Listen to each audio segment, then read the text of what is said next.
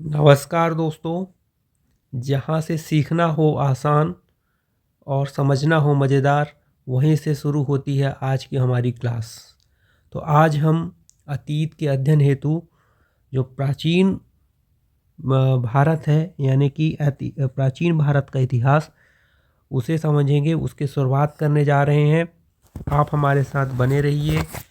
आपको यहाँ पे एक बेहतर कंटेंट मिलेगा। इतिहास की शुरुआत हम करके जा रहे हैं। इसके बाद मध्यकालीन भारत और आधुनिक भारत भी इसी तरह से क्रम से चलाया जाएगा। तो आप हमारे साथ जुड़े रहिए और चैनल को सब्सक्राइब और लाइक करिए और कंटिन्यू हमारे साथ बने रहिए। आप देखिएगा आपका सिलेबस, आपकी सारी कठिनाइयाँ और समझने की अप्रोच वो बदलेगी और बेहतर होगी। तो अतीत के अध्ययन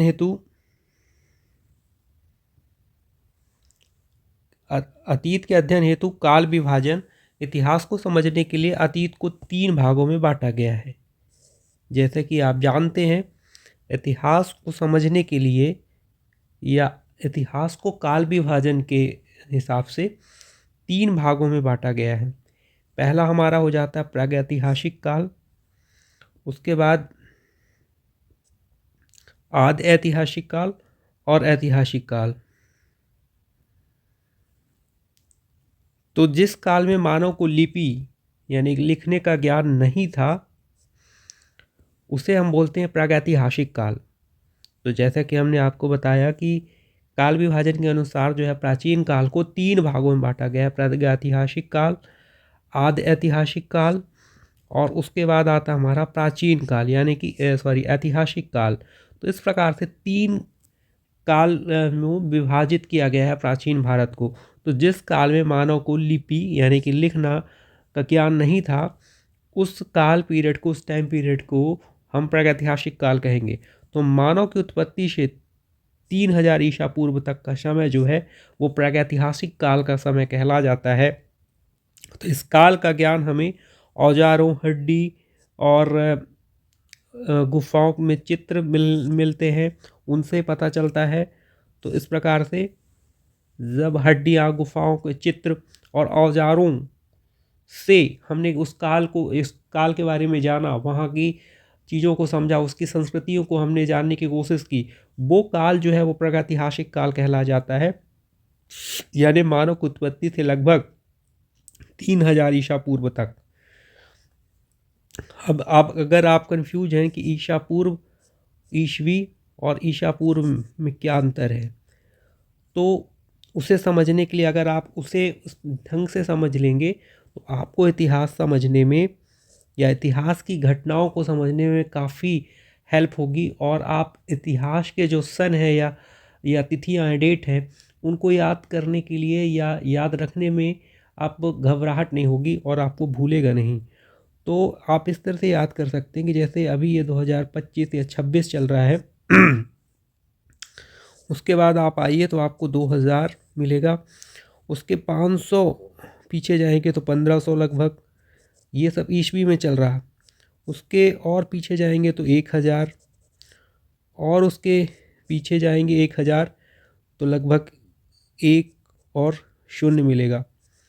उसके बाद आप जितने पीछे जाते जाएंगे वो माइनस में होता जाए, क्योंकि यहाँ पे 0 होता गया है। जैसे कि 50, इसके बाद 49 और इस तरह से माइनस की तरफ चलते जाएंगे। 48, 47, तो ये 100। तो इस प्रकार से 0 के बाद का यहाँ का समय वो कहला जाता है ईसा पूर्व, यानी कि पहले, पूर्व।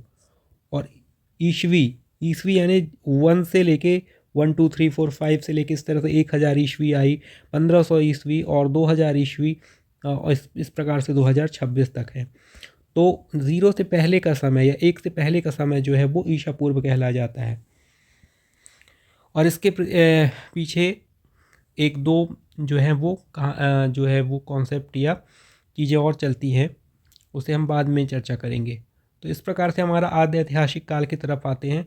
तो जिस काल में लिपि थी लेकिन उसे अभी तक पढ़ा नहीं जा सका, यानी कि लिपियाँ तो थीं, लिपि तो थी मगर पढ़ा नहीं गया, उनकी जो भाषा थी उनके जो लिखने का तरीका था वो अभी तक उसको समझा नहीं गया, उसको पढ़ा नहीं गया। कोशिश काफ़ी बार की गई, तो उस टाइम का, जिस टाइम पे लिपि तो थी लेकिन पढ़ा नहीं जाता था उनको, तो वो टाइम पीरियड, वो काल जो है वो आद्य ऐतिहासिक काल के टाइम को माना जाता है या कहा जाता है। आगे बढ़ते हैं। इस प्रकार से हम आ जाते हैं ऐतिहासिक काल की तरफ, जिस काल में लिपि थी और वह पढ़ी भी जा गई, यानी कि लिपियों में जो लिखा गया उसे अब पढ़ा जाने लगा, उसको समझा गया। तो इस टाइप के काल को या इस टाइम पीरियड को ऐतिहासिक काल कहा गया।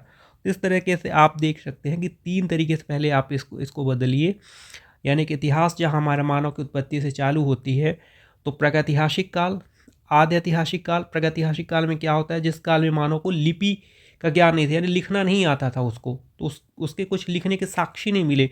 वहाँ पे हड्डियाँ, गुफाओं में चित्र, औजार, इन्हीं से पता चलता है। देन उसके बाद आद्य ऐतिहासिक काल, यानी जहाँ पे लिपि तो थी, लिखना तो चालू किए, लेकिन उसको इस तरह से गूढ़ भाषा पे लिखा गया या इस तरह से लिखा गया कि वो अभी तक पढ़ा नहीं गया। तो ऐसे टाइम पीरियड के को हम आद्य ऐतिहासिक काल कहेंगे। और उसके बाद आद्य ऐतिहासिक का अगर बात करें तो हड़प्पा सभ्यता आ जाती है।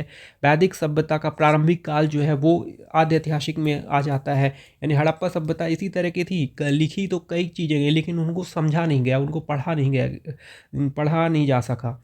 इस प्रकार से तो जानकारी जो है इस टाइम की मुद्राओं में, अवशेषों में मिलती थी, लेकिन जो लिपि है वो अस्पष्ट है, पढ़ा नहीं गई। तो इस प्रकार से ये आद्य ऐतिहासिक है। आगे बढ़ते हैं। ऐतिहासिक काल, जिस काल में लिपि थी और पढ़ी जा सकती है, यानी लगभग 5वीं शताब्दी ईसा पूर्व से वर्तमान तक जो समय है वो ऐतिहासिक काल कहा जा सकता है, क्योंकि लिखना भी जाता है और पढ़ा भी जा सका। तो इस प्रकार से शिलालेख, ताम्रपत्र, ग्रंथ उपलब्ध हुए, तो ये सब ऐतिहासिक काल का कहा जाता है। इसे ही सही अर्थों में इतिहास कहते हैं, जहाँ पे लिखा जा सकता है जो और पढ़ा जा सकता है, उस समय को या उस टाइम पीरियड को हम ऐतिहासिक काल कह सकते हैं। तो इस प्रकार से आप समझ गए होंगे कि प्रागैतिहासिक काल, आद्य ऐतिहासिक काल और उसके बाद ऐतिहासिक काल में बांटा गया है।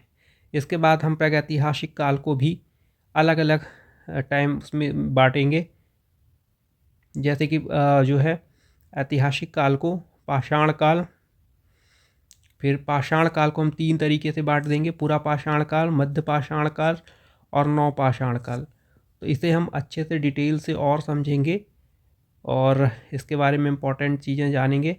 तो बने रहिए आप हमारे साथ और अगले वीडियो पे जुड़िए। चैनल को सब्सक्राइब करिए, लाइक करिए और दोस्तों में शेयर करिए। आप सभी का धन्यवाद।